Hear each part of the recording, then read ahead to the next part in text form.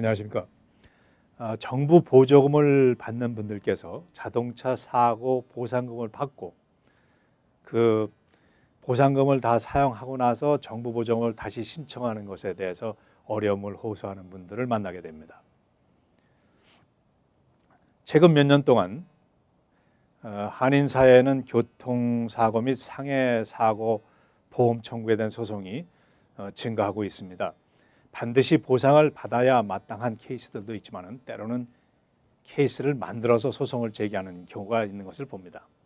예를 들어서 교회에서 운행하는 차량이 급커브를 틀어가지고 타고 있던 교인이 통증이나 부상을 입게 되는 경우 이 사실이 교통사고나 상해사고 소송사무실에 알려지면 부상을 입은 당사자는 경우에 따라서 소송 제기를 원치 않기도 하지만 상해 업무 측에서는 교회에서는 아무런 피해를 받지 않고 보험회사를 상대로 소송을 제기하는 것이고 비용 또한 승소하면 보상금에서 가져가는 것이니 아무런 부담 없이 소송을 제기할 것을 권하기도 합니다.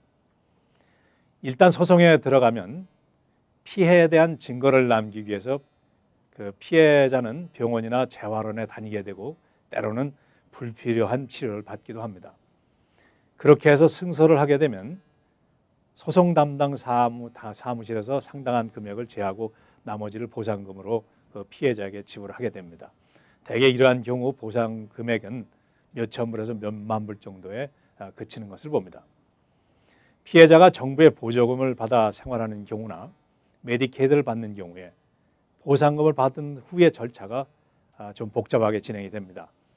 보상액이 큰 금액이라서 생활에 근본적인 변화를 줄 수 있는 것이라면 경우가 다를 수 있지만 보상 금액이 소액인 경우라면 보상금을 받은 그 시점으로부터 메디케이드 사용 금액에 대한 반환을 해야 되고 정부 보조금을 받은 것이 있으면 반환해야 되고 그리고 그 보상금을 다 쓸 때까지는 정부 보조금이나 메디케이드를 신청할 수 없게 됩니다.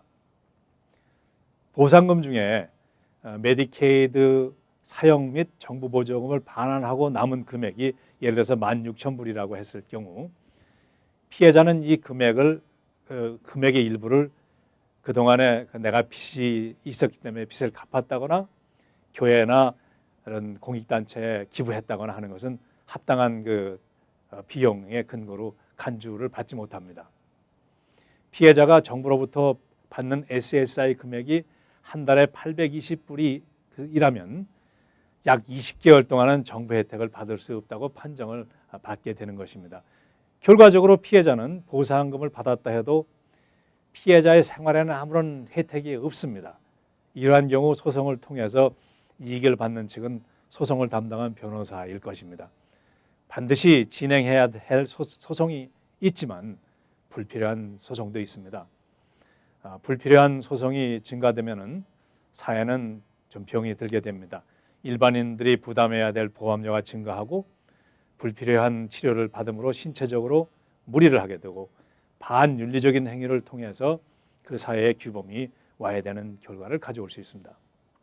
그래도 보상금을 받아야 한다면 받아야 되겠죠.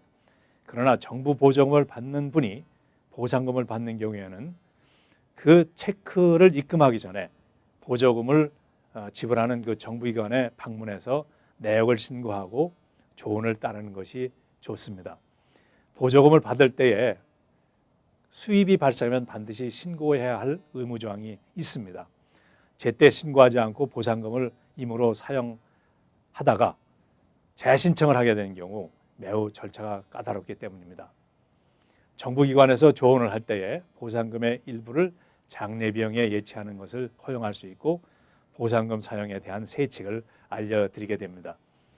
교통사고 피해를 입는 경우 소송에 앞서서 몇 가지 생각할 것이 있다고 봅니다. 피해의 심각성이 있는지, 피해를 입게 된 경위가 어떤 것인지, 양심적인 판단은 어디에 근거하는지, 피해가 심각하지 않다면 상대의 과실을 덮어줄 수 있는지, 나의 입장에 따라 생각하는 것보다는 상대 입장도 생각할 수 있는 삶의 여유가 있으면 좋겠습니다. 안녕히 계십시오.